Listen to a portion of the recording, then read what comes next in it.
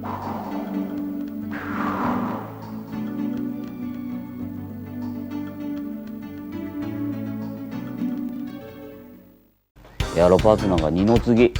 of the genres the Sega Saturn is best known for is racing. However, most of the games on the system catering to the taste are arcade races like Daytona, Sega Touring Car, and Grand Chaser.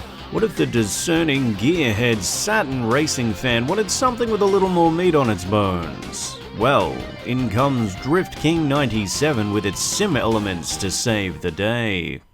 Now, don't get me wrong, Drift King 97 isn't a sim in the traditional sense of the word, where every little thing has been mulled over and considered in a wind chamber in Japan for every car ever made.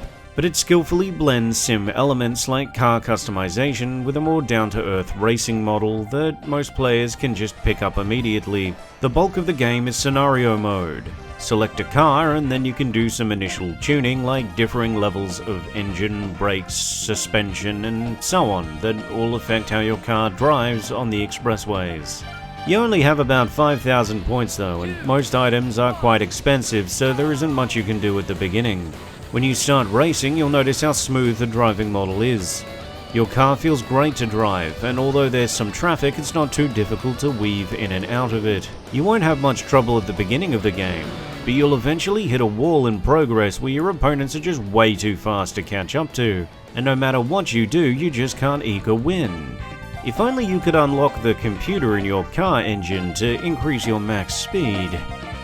Well, by now you'd likely have enough points saved up to buy this upgrade, and guess what?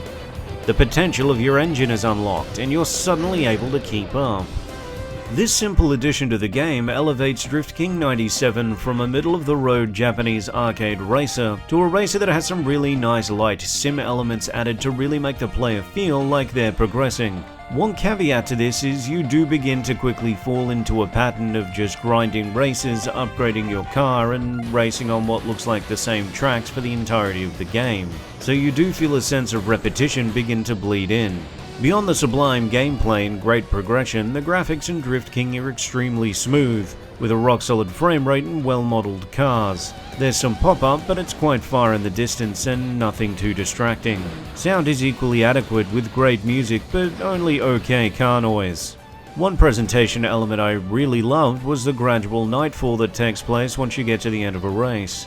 Drift King 97 kind of took me by surprise as I didn't realize how rewarding it would be to play it. You progress through it, winning races, building up points, and tuning your car into a beast, and it feels very satisfying. This is highly recommended to any Sega Saturn racing fan who hasn't picked it up before.